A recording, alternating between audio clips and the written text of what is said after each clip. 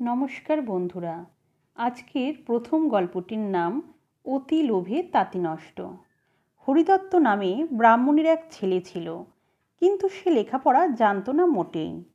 ছোটবেলায় লেখাপড়া না শিখলে মাঝ বয়সে তার ফল ভোগ করতে হয়। হরিদত্তের কষ্টের সীমা ছিল না। কৃষিকাজ করে সে জীবিকা চালাতো, বুড়ো মা বাপকে দেখাশোনা করত। ভোর রাতে মই আর লাঙল কাঁধে নিয়ে মাঠে যেতে হতো সব ঋতুতেই। জল বৃষ্টি কাদায় তাকে সারাদিন অমানসিক পরিশ্রম করতে হতো, তবু সে ভালো ফসল ফলাতে পারত না। একদিন সকালবেলা হরিদত্ত যখন মাঠে এসে দাঁড়ালো, তখন পূব আকাশে সবে সূর্য উঠি উঠি করছে। তার জয়রথ কেবল চলতে আরম্ভ করেছে। হরিদত্ত মনে মনে সূর্যদেবকে প্রণাম করে খেতে নেমে গেল। কাজ করতে করতে হঠাৎ তার নজরে পড়ল জমির এক কোণে উঁচুমতো এক জায়গায় একটা বিষধর সাপ শুয়ে নিদ্রা যাচ্ছে। হরিদত্ত প্রথমে ঘাবড়ে গেল, পরে ভাবল ইনি নিশ্চয়ই ক্ষেতের দেবতা। দেবতাকে সন্তুষ্ট করলে ফসলে গোলা ভর্তি হবে। হরিদত্ত বাড়ি গিয়ে একটা মাটির পাত্রে দুধ আর কলা এনে সেই দেবতাকে দিল।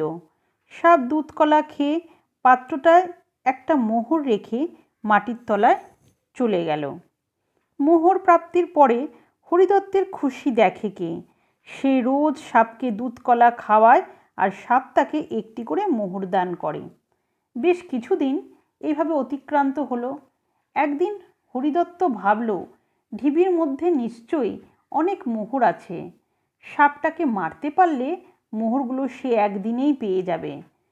যে কথা সেই কাজ মনে করে হরিদত্ত সেই দিনই পাকা বাঁশের লাঠি দিয়ে সাপের মাথায় আঘাত করল।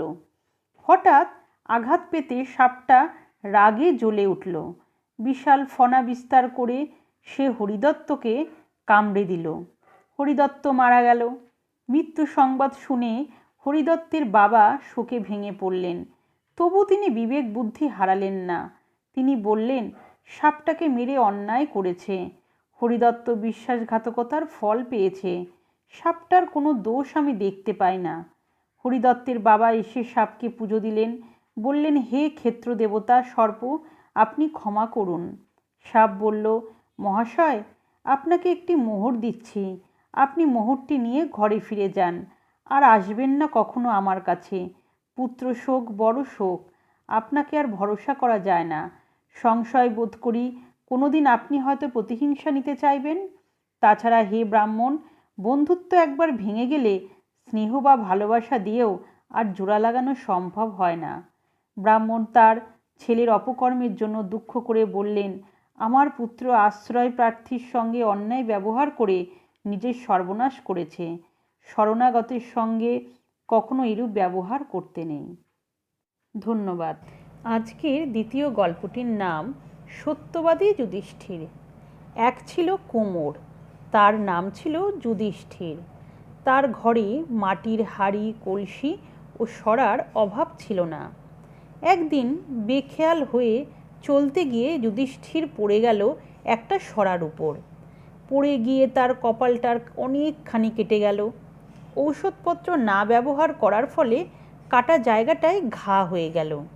অনেক দিন পর তার ক্ষতটা শুকিয়ে গেলেও একটা বড় রকমের দাগ রয়ে গেছে। একদিন যুধিষ্ঠির রাজবাড়ির পাশ দিয়ে যাচ্ছিল। রাজামশাইয়ের চোখে পড়ে গেল যুধিষ্ঠিরকে। তার কপালে দাগ দেখে রাজা মনে করলেন এ লোকটা নিশ্চয়ই কোনো বীরযোদ্ধা হবে। তাই রাজা তাকে ডেকে বললেন, হে বীর, আমি তোমায় রাজবাড়িতে স্থান দিতে চাই। তুমি ওখানেই থাকবে অন্য সকল বীরের সঙ্গে। যুধিষ্ঠির খুশি হলো। সেই থেকে সে রাজবাড়িতেই রয়ে গেল। অন্যান্য বীর তাকে হিংসা করত খুব। তারা বলতো, একে তো বীর বলে মনে হয় না, বীরের কোনো চাল চলন বা লক্ষণ তো দেখি না এর মধ্যে। তখন সকলে মিলে ঠিক করলো যে একটা কৃত্রিম সংঘর্ষের মহড়া করে ওর বীরত্ব যাচাই করবে। রাজামশাই ছিলেন যুধিষ্ঠিরের বড় হিতাকাঙ্ক্ষী। তিনি ভাবলেন একবার যুধিষ্ঠিরকে ডেকে ওর ক্ষমতার কথা শুনে প্রচার করে দেবেন, তাহলে ওকে অন্য বীরপুরুষেরা সহজেই ভয় করে চলবে। রাজা যুধিষ্ঠিরকে ডেকে জিজ্ঞাসা করলেন, বীর যুধিষ্ঠির, তুমি কোন কোন যুদ্ধ করেছ? কোন কোন যুদ্ধে জয়ী হয়েছ? যুধিষ্ঠির বলল, আমি তো কখনো যুদ্ধ করিনি মহারাজ। রাজা আশ্চর্য হয়ে বললেন, করনি? সে কি, বড় বীর মনে করে তোমায় আমার প্রাসাদে ঠাঁই দিলাম। আচ্ছা, তোমার কপালের ক্ষতচিহ্নটা কিসের? যুদ্ধ করতে গিয়ে হয়েছে বুঝি? যুধিষ্ঠির বলল, মহারাজ, কপালের দাগটার কথা বলছেন? একটি মাটির সরার উপর পড়ে গিয়ে কপালটায় চোট লেগেছিল, তাই দাগটা হয়ে গেছে। রাজা লজ্জিত হয়ে বললে, কি ভুলটাই করেছি তোমায় বড় বীর মনে করে। যা হোক, যা হবার হয়ে গেছে, তুমি এক্ষুনি রাজপ্রাসাদ ছেড়ে পালিয়ে যাও। তোমার আসল পরিচয় পেলে অন্য বীরেরা তোমায় মেরেই ফেলবে।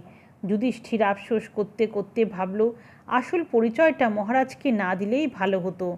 তবু সে সাহস করে বলল, মহারাজ, আমি ছোট বীর নই, একবার আমায় যাচাই করে দেখুন।